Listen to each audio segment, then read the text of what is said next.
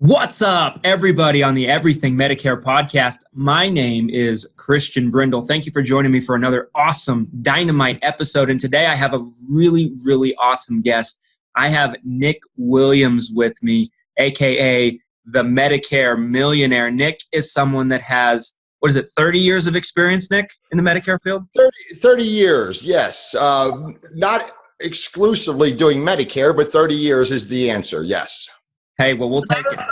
As a matter of fact, as of August, just passed 30 years. So congratulations. I've done many different things. I've done different things through those years, but my first license was in Maryland in August of 1989. So, well, congratulations. That's a benchmark for sure. And for those of you that can't see, who are listening to this and not watching this, I still feel like a kid, and I hope that I have a youthful look as well, man. I'm not an old man at all. No, not at all. Well, Nick works with Medicare beneficiaries exclusively, if I got that right, Nick. And Nick's someone that's worked with many, many people on their Medicare. Nick is in South Carolina, as we talked to him this morning. And so I thought it would be a great perspective to have someone come on that's not only worked with a number of beneficiaries, but also worked with a number of agents. And that way we can kind of give a perspective on, what people should look for in a good agent, what people should look for when they're picking their Medicare plan. We can kind of tackle this thing from a couple different perspectives. Nick, I wanted to start out by talking about you and your story to kind of introduce you to my audience. Tell a little bit about your story. How did you get into the industry? Talk about your humble beginnings, if you will. Well, I go back, as we said, 30 years ago, and I basically needed to seek out a career path in life. I'm from a family of a military background. Almost every man in my family has been in the military. I have two children that were both Marines. Of course, I've been in the military. So you get out of the military and it's like, well, what's next? And the insurance industry offers a great opportunity. And most people do fail in this business, but those that are good, hardworking people will succeed. And people that invest in the learning, the rules of the products that they represent to their clients. And I've been able to do that and withstand the test of time. And it gets easier and easier over the years. And now I'm at the point where, with your listeners who are consumers are probably thinking, wait a minute, Medicare Millionaire, what's that? Well, I help agents. So my progression through this journey has led me to land in a spot where I help agents and help agents become successful. So a consumer wouldn't want to look at Medicare Millionaire necessarily. A consumer would want to look at, go to a consumer site. But I'm not here really to push products or anything like that, just to help out. Hey, well, we love you for it. We love. Yes, sure. I've always looked at it like, I think someone that works with agents specifically, but also sells at the same time has almost like a double-sided knowledge there to it, because they work with the consumers directly, but they also are able to teach agents on how to successfully work with consumers and help people with their Medicare plans, and I think there's a lot to that, because an agent's not going to be successful in this business. I think you'd agree with me, unless they're successfully, helping out people on Medicare improve their situation over the long term. I would say this to your listeners, that if they have a good agent, try to support that agent from the perspective of giving them an opportunity when something changes, say in their plan, not just to call another company or another agent. Because that agent, if they've got a good experience with that agent, if they've worked hard to if that agent has worked hard to acquire a relationship with that consumer, that they could reward them maybe, because this is a person with a family who's trying real hard to be successful. They got bills to pay. And if they've worked hard and they've been honest with you, and which most agents are, you'll find that there's a few bad apples in every industry, but if you've got a good, hardworking, honest agent, give them a chance to stay with you. Like, so, and when I say that, you might forget that agent worked hard to acquire you as a client, but that agent, really what that agent wants is they want to establish that long-term relationship. And hopefully that's what they want.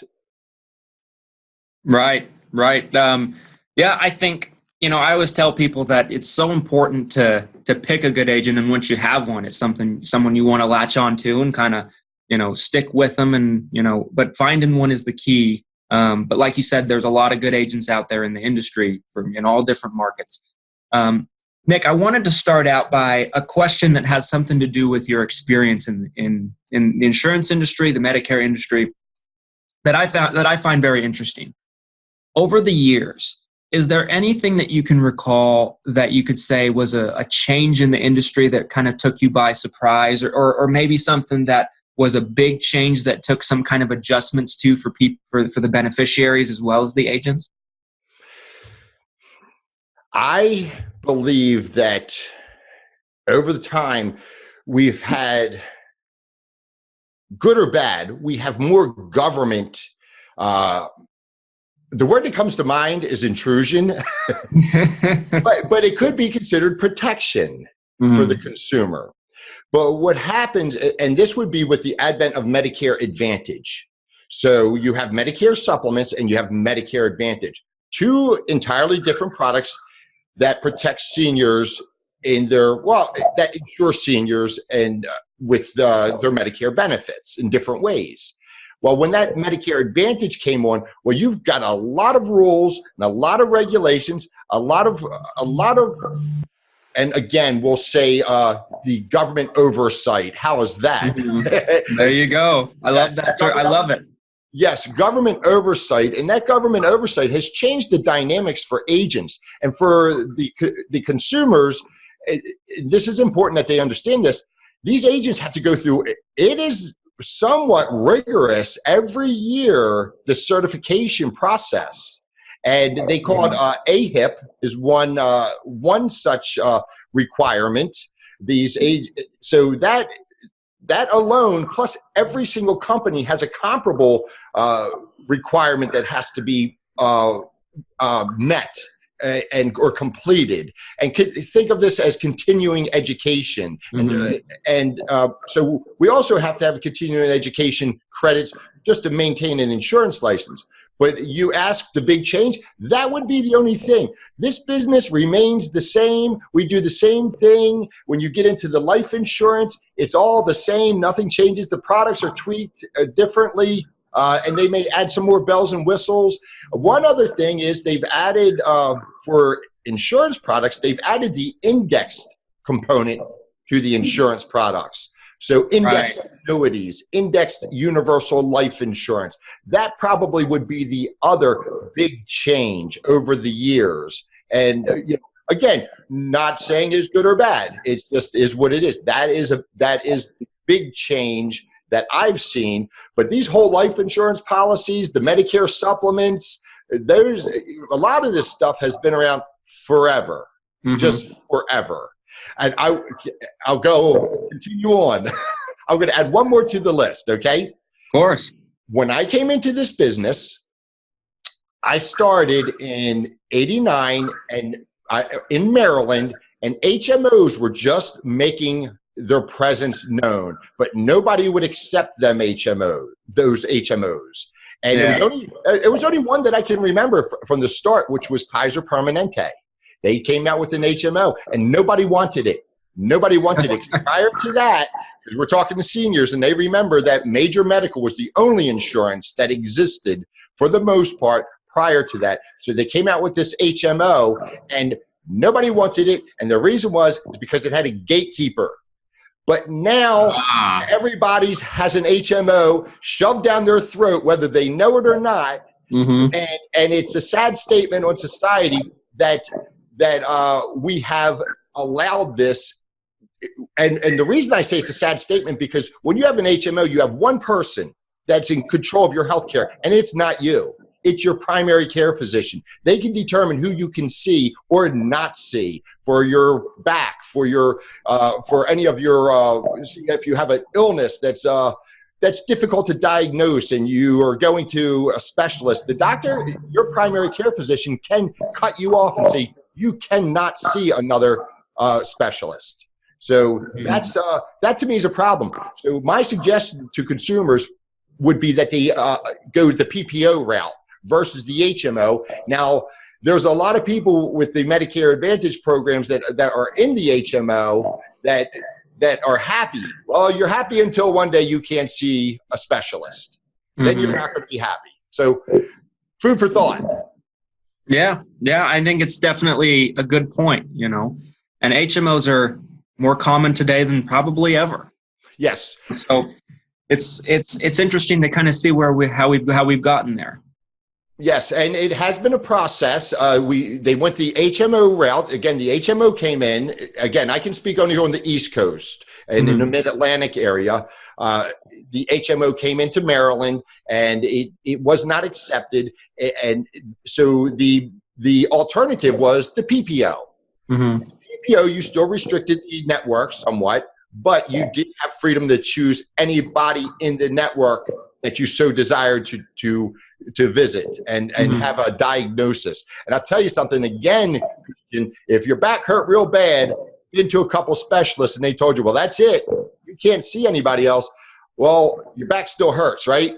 That's right. It's not going away. And now you can't see anybody. And that's a shame, you know, because somebody said, now there are opportunities to contest that decision by your primary care physician. So you have a appeals process, they call it. And technically it's an appeal. So in different plans, you know, so there's going to be an appeal process. So that could be helpful, but doesn't mean it's going to work. Nope. So I would go, if I had an HMO personally, I would say, I think I'll switch over to the PPO this year. And the prices and the coverage are not any different. Again, that's in the Medicare Advantage arena. That has nothing to do with Medicare supplements. Certainly. Well, I think it's some good insight. It's food for thought. Nick, as somebody that's worked with people in various different types of insurance over the years, but particularly Medicare, when you sit down with somebody on their Medicare and you're evaluating their situation, what would you say that your process is when it comes to looking at what their needs are and determining what recommendation you're going to make for that person? What's your process? My process is to ask a lot of questions. So, and this is real important to me, that I believe that a lot of agents are trained incorrectly, that they go in with a presentation. So you'll have an agent, they'll sit down and they may have a flip chart, or they may have some type of script. It may not be a flip chart, but it's a flip chart in their mind. First, they may talk about the company. They may talk about how great the company is. They may talk about alternatives, and then, but it's a sequenced pitch, okay? And part of that pitch may be some questions. Now, I like to go in and just sit down with somebody, and I'll talk about their health. And again, this would be for Medicare supplements, because certain types of insurance, you cannot discuss these questions because and that would be something more for the insurance agents to understand. But I want to ask questions. I want to know what's important to these people. And you may find that somebody may want to be with Cigna because they had Cigna through their working years. That would give them peace of mind to continue on with Cigna. And this is just an example. I'm not endorsing or anything. If they like Cigna was their health insurance carrier for the previous 10 years when they worked at the factory or at the plant or at the company. And now they're going into retirement. And they say, you know, I just like to have that. I would like that continuity. I was comfortable with them. And one thing that I understand, and this is important in this process, is peace of mind. Now, for somebody turning 65, that's, you're still on the game, but you get up to age 75, peace of mind is ultimately important. And maybe even 70, and maybe even 70, and maybe even 65 for some people, because there's people that are 65 that are old, and they may not be sharp. They may be, and anxiety sets in. So as an agent has no right to sell an insurance policy to somebody that is not without, and leaving them with anxiety. So the agent needs to address that and make sure that they are comfortable and not having any undue anxiety. So you don't want to try to change everything up and try to sell it and try to do the fancy sales pitches and closes and stuff like that. Yeah. And then you make the sale, right? You make the sale, but the client is the next day, they're like, man, I'm not sure if I should have done that. Now you're only increasing to that client's anxiety, anxiety. And it's not fair and it's not right. No. It's not right to do that. But anyhow, there you go. Hey, I love it. I think it's very thorough, and I think it's very, needs-based. I've been preaching on this podcast ever since we started it that no, Medicare is not a one-size-fits-all situation. Everybody is like a snowflake, if you will, unique situations, and people need to be specifically have recommendations based before them on their particular situation, based on their needs and preferences. So I love the approach. I think it's a very good process. I'll elaborate on that a little bit. Sure. Because when I started, there's a big process in the insurance industry. It's called fact finding. Yes. And when I started, we were again 30 years ago. I worked with the company that we had all the software. Everybody had the software available to them, but we would ask 1,000 questions and program all this stuff into this software database. And oftentimes, Christian, the answer was always the same. Yeah. It was almost like a gimmick. It's not. For somebody who has more sophisticated needs, it's not a gimmick, but a lot of times it's a gimmick. Mm-hmm. And really, like, for example, for somebody that doesn't have a business and doesn't have unusual needs, like, again, key man insurance for a business or something like that. And I'm drifting into the life insurance and, that arena of this industry. Usually it's like 10 times multiple of income is the maximum amount of life insurance you can get. Thereabouts, depending on the company and the needs. And it may be, you factor in college educations for the kids and stuff like that. So there are templates, simple templates, but yet they'll go into this dramatic questionnaire and arrive at 10 times income. So I would say, get there. And then I would say to the listeners that this stuff is often very, very easy. Yes. So, and oftentimes the agents will try to make it so complex. Mm-hmm. But I assure you, for the most part, for the agents, it's not complex. It is quite simple. I agree completely. I think, one thing that I notice when I'm working with, people in our business and our agency is so many times when I'll sit down with someone, particularly someone that's turning 65, and we'll go through, the different options that they have available to them. The most common response I get at the end is, that wasn't so difficult. I'm like, it really wasn't, was it? Yes, exactly. As long as it's broken down in, English, it's something that everybody can understand. I agree wholeheartedly. Nick, let me shift gears to this. You mentioned agents a little while ago. Mm-hmm. What should a person on Medicare expect of their agent? You mentioned good agents, bad agents. What should someone on Medicare expect of their agent to determine if they're a good or bad agent? What should they expect them to do for them? Well, they should expect them to have to be proficient in their knowledge base, so that when they discuss these products with the agent, that the agent does understand them. Certainly, a deep conceptual understanding. It may be that an agent doesn't know every fact, so the agent could honestly say, "Hey, I don't know that, but I'll get that information back for you, get that information for you, and come back to you." Now, that could also be a gray area where it was like, if every question the agent had to get back to you. There's a question mark, definitely. Well, and agent training is important. Yes. I would say that if you call them, that they return your call. If you need something, that they're there for you. But initially, what do you know about an agent? Well, you talk to them. You're going to go into their office, or they're going to come to your home. Maybe in some cases you meet at the local diner or something. That's from time to time. The coffee shop. Yes, you may go to a seminar and meet them, and then they'll come to your home. But the fact is that there's not a lot that you can know about this agent up front until you sit down and start talking to them. And then, you need to be comfortable with them, that you need to see. I want the agent to be relaxed. Mm-hmm. I don't want an uptight agent. Yeah. I want that level of relaxed agent. If I'm dealing with somebody, I want them to be communicate with me, not go into this pitch. I don't like the pitch thing. I like the communication thing.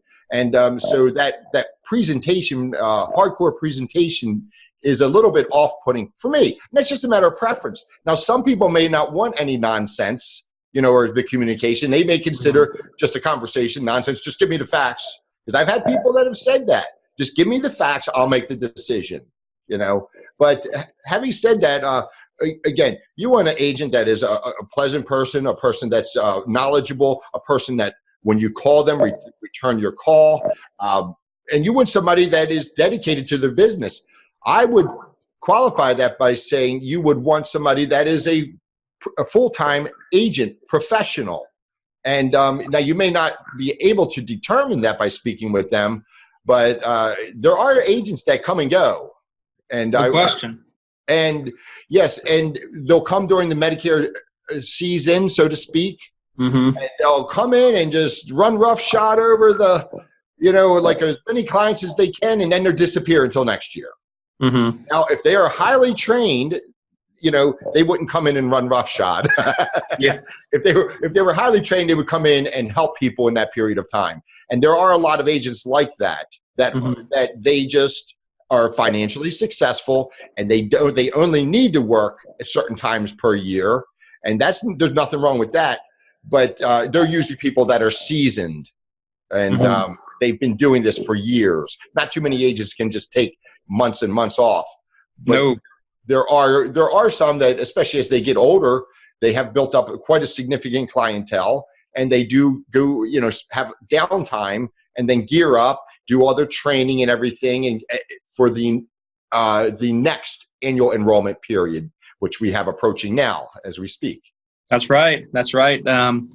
Well, it makes a lot of sense to me, and you mentioned the high turnover rate with the agents. I had Cody Askins on about a month ago. I'm sorry, say that one. Oh, Cody Askins. Sure. Yeah, Cody Askins. I had Cody Askins on about a month ago, and he's so big on the, 8% of insurance agents make it, the rest of them don't make it kind of deal. And yes, I always try to talk to people about, what they can do to make sure that your agent's going to be one of the 8% that's going to stick around, because if you're not, you're going to be stuck on an island, so to speak. Yes. With your plan, and I work. Which goes back, and I want to interrupt you which goes back to what I said up front, was that if you have a good agent, support that agent. Yes. He or she has worked hard to acquire. You don't know how hard they've worked to acquire you as a client. They probably have worked very hard. So give them a chance if you want to make a change. Try to work with them. They it's not that they deserve it or anything like that. It's just that you're helping them. And if they're a good agent, I just would like to think that the consumer would say, that person did a good job. I'm going to give them a chance, and that would help.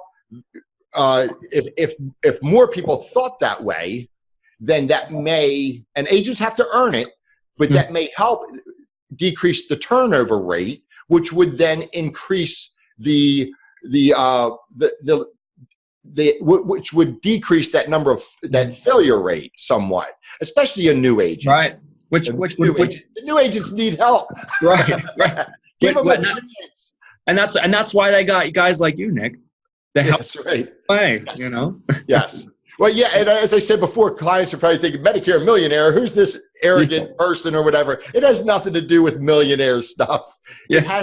It's just a catchy name, and interesting. I want to tell you about that a little bit because I had a bunch of names, like Everything Medicare, whatever, which is a great name. But they were all taken. You don't realize how hard it is to find a name that's available on GoDaddy. So I'm sitting there, coming up with great names and when you come up with a name, you come up with a whole concept behind the name. Yeah. And then it just floods through your brain like, oh yes. And all these names are coming and, it's taken. And then it was like Medicare Millionaire. I didn't even think of anything. I'm sure that's taken. I type it in. Hey, it's available. That's a good name. Yeah. And I was like, hey, that has ring to it, but it's funny, and it was available, and I was amazed that it was available. Me too, actually. Yes, and that was only a few years back. But the funny thing about it is, Christian, is that some people that are so like, oh, that name, and it's like, and when I say that, I'm not talking about clients because I don't market to clients with that name, obviously. So they don't even know it exists. Other agents probably. Oh yeah, absolutely. You're no millionaire. Yeah. So, just funny. Just funny, but just professional jealousy. Yeah. And now they're going to dislike me more. Well, it exists in every industry. Why would ours be any different? That's right. Yes. But I just want to clarify that for the consumer listening to this. It's just it's just a name with the jingle, that has a nice sound to it that people can remember, and it's easy to remember. The Medicare Millionaire. If you're an insurance agent, you're looking for training. Certainly. I mean, to all the agents that are listening, if you're new in the business or maybe you're seasoned in the business and you're looking for some guidance, Nick has some great content.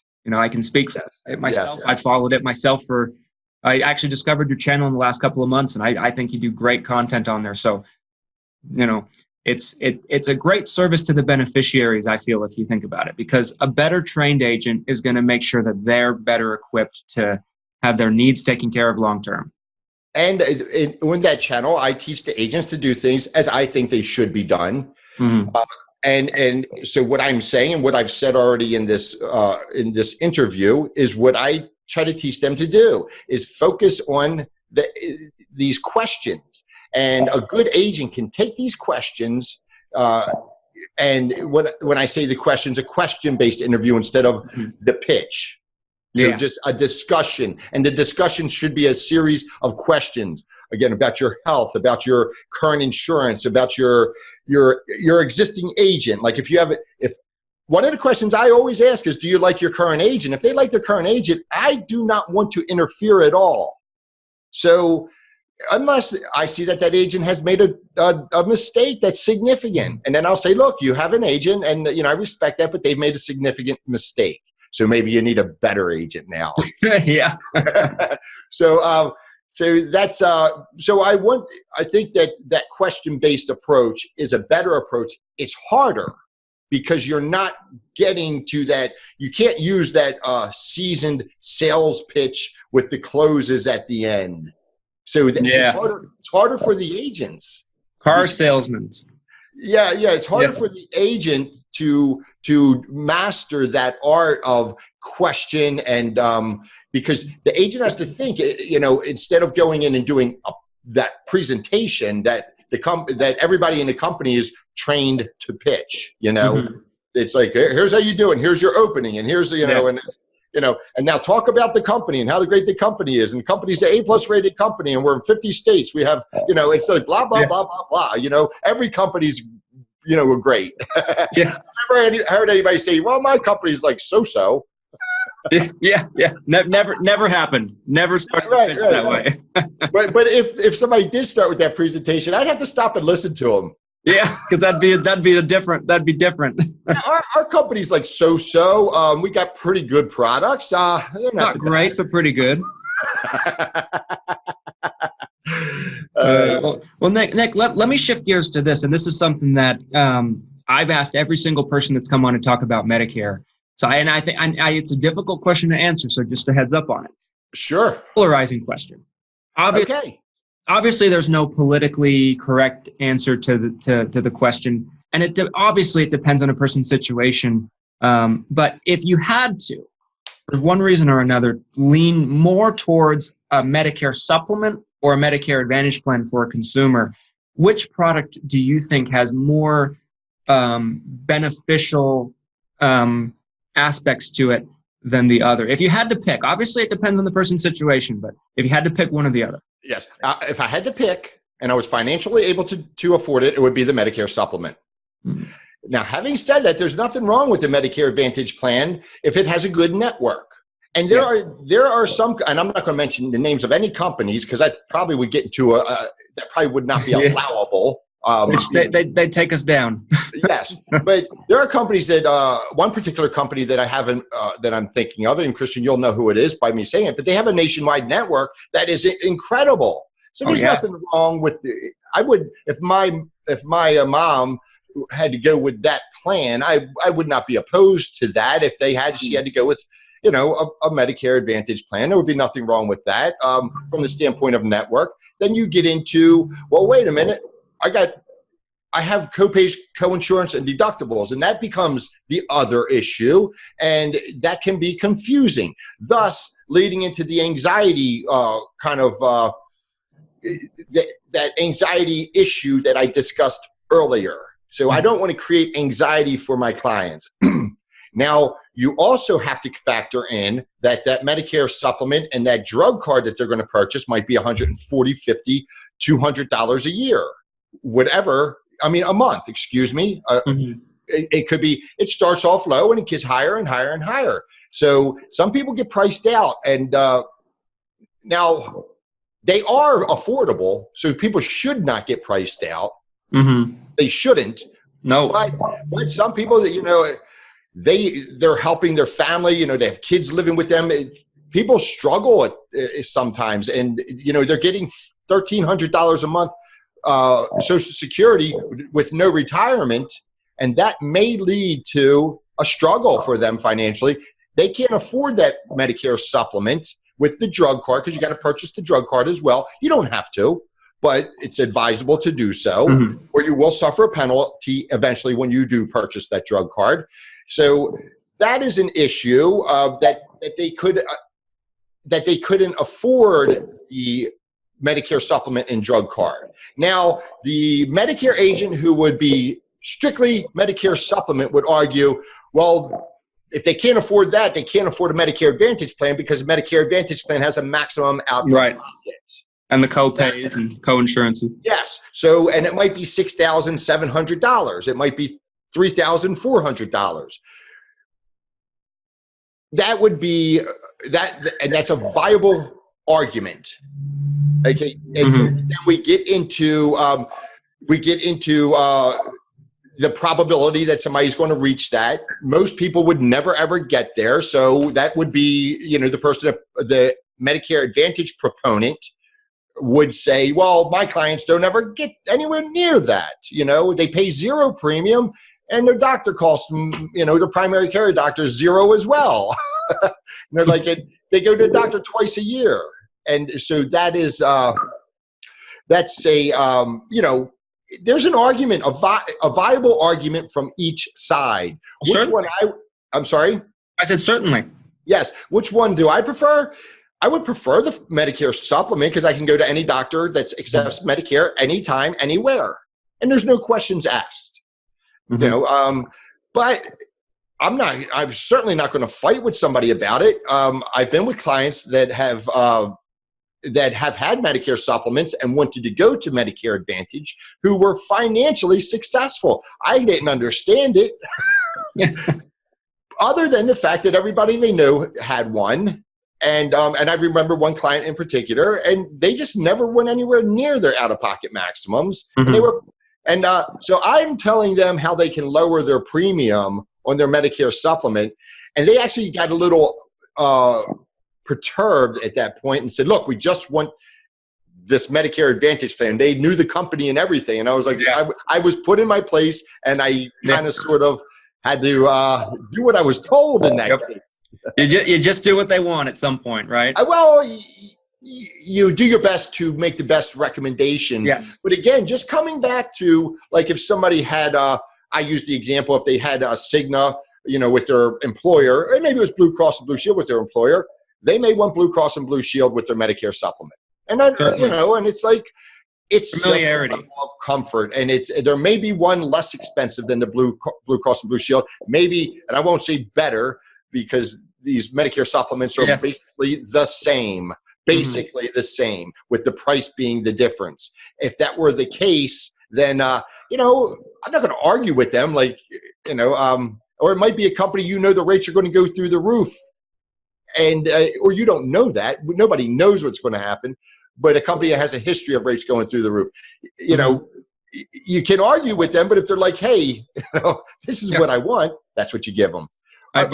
Yep.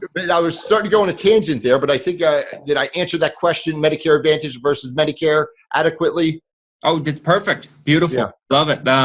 Is that what everybody says, the same thing? Very similar. I've only had one come on here and pitch their argument for Medicare Advantage at this point. Every other person has gone Medicare supplement. So, and again, there are proponents of each.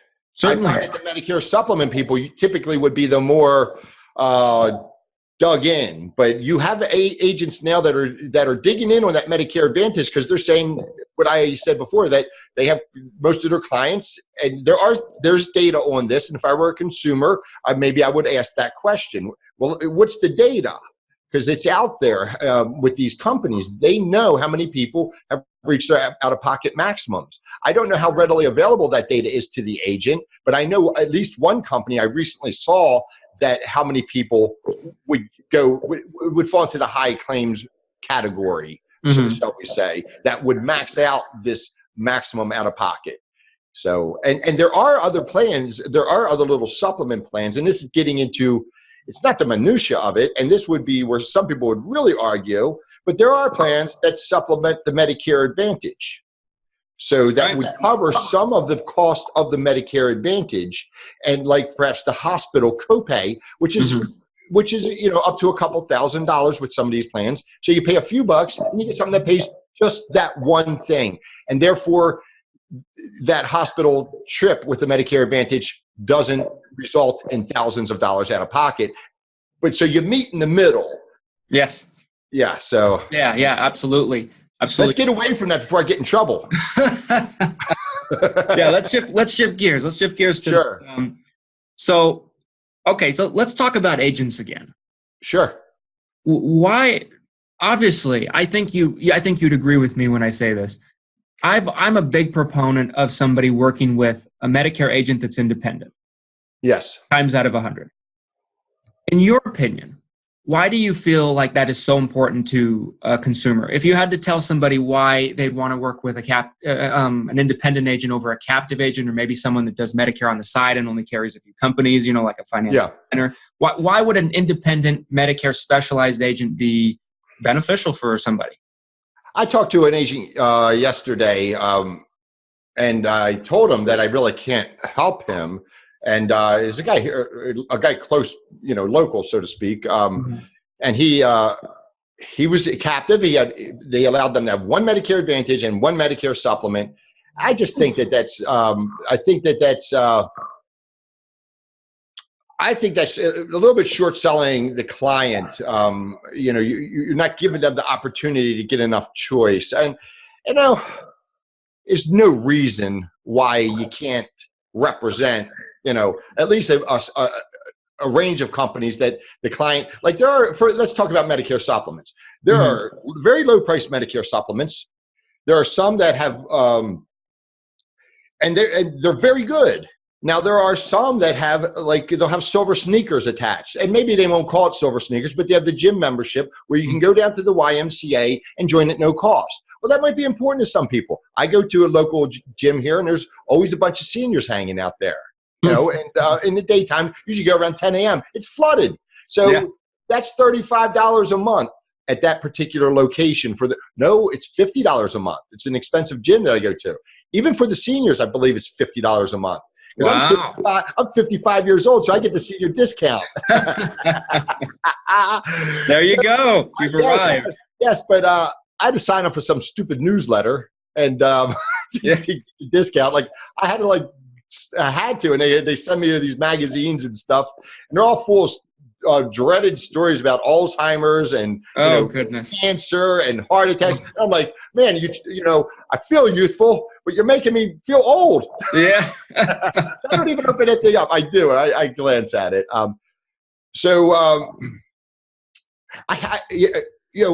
Did I go down that road enough? Did I touch on that? No. I think that's great. I agree. It's choice. You know, that one person may want this other product that has a few bells and whistles on it, and another person that may be the farthest thing from their mind. If you're a broker, well, you can meet those needs instead of just trying to put everybody in that one box. And it just makes sense. And in this instance, and certainly if somebody only does Medicare supplements, and the person clearly is going to struggle with that product. So, okay, again, we're going to come back to that argument. Look, I wanted to leave it. We're back.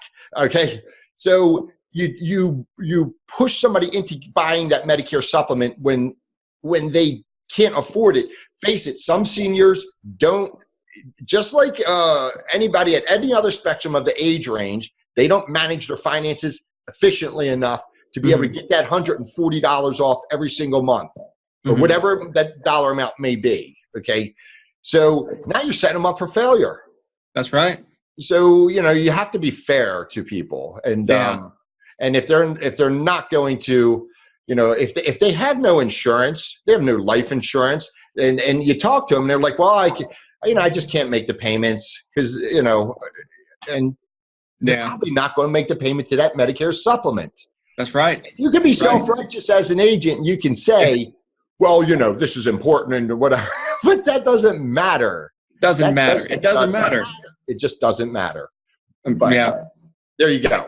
I agree with you. I agree with you completely. And I think, you know, and a litany of choices benefits the agent. It benefits the beneficiary. And like you said, you know, if you run into somebody that might not be able to make the payments, you know, having that Medicare Advantage in your back pocket, you know, it's going to help them because it's better off than having nothing. Nick, one last question I got for you. And that is, with the enrollment period approaching, what are a couple of tips you could give people that what they should look for going into the enrollment period? What should they look for? What should they do to make sure they're on the best plan?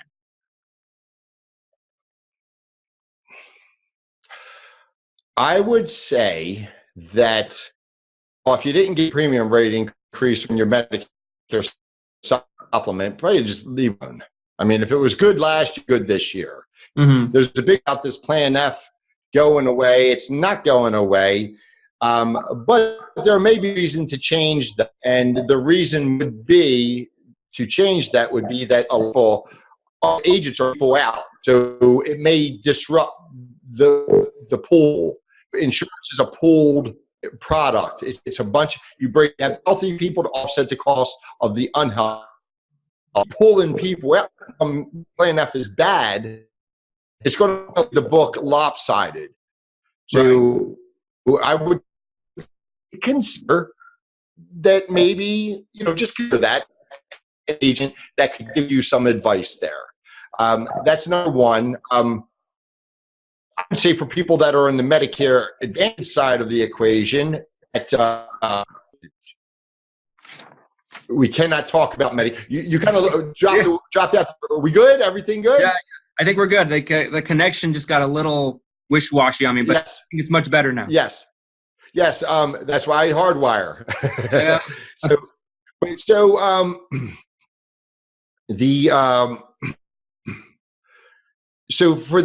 I would suggest people consider with any insurance plan, whether you're 67 or 47, that you be with a PPO instead of an HMO. I would consider that. That would be important to me. And only because I know what I would want. I know what I would want my mom or dad to have. And so that is important, I believe, and that would be something I would consider. I would be apprehensive about changing plans if I was in a Medicare Advantage plan, because a lot of times you just open up a can of worms. And when I say that, you got doctors, you do have to worry about those networks in those plans. You do have, and in any plan, you have the drug issue, whether you're going to be able to carry that over. If you have a box full of medications, you have to be concerned about making a change. And so the big thing is, I guess for people who have Medicare supplements, if you've had a big premium change, well, shop it. No big deal there. If you have a Plan F, consider the alternatives. If you have a Medicare Advantage, stick with it, unless if depending on a significantly a plan that would significantly improve things for you. Like for example, in the upstate of South Carolina, we got 2 major hospital systems. If I have a Medicare Advantage plan that has one of those 2 major hospital systems, and then I'm looking at Plan B and has both of them, I'm going to kind of I think it makes sense to consider that Plan B. But I will tell the consumers that are watching this that as an agent, we're not even allowed to say one plan is better than another plan. Right. So when I spoke about at the beginning of this interview that the government regulation oversight, did I call it intrusion? Did I say intrusion? I think that's the term for it. I think that's what you call it. They don't allow us to even say, to go into a home and say, this plan is better than that plan. Mm-hmm. We can only utilize the approved literature or terminology, right? Garbage that has been in terminology that again, it has to be approved. So there is significant oversight there, and so the agents have to abide by that. So there you go. Hey, we'll love it. I love it. Nick, real quickly, if someone's watching this or listening to the podcast and they wanted, and something you said just resonated with them and they wanted to work with you on their Medicare, how could they get in touch with you? What's the best way to do that? And what states can you work with people in? Well, I would keep it local. North Carolina, South Carolina would be good. I have family in Texas and I go out there a lot. So if you're in Texas, I love you. So Texas is fine as well. But I do have a consumer-facing website. There's nothing fancy about it. It's AdvantageLifeAndHealth.com. And you can just go in there and don't bother. I want to say something. I want to go on another tangent. Go ahead. Feel free. The websites, just get to the agent.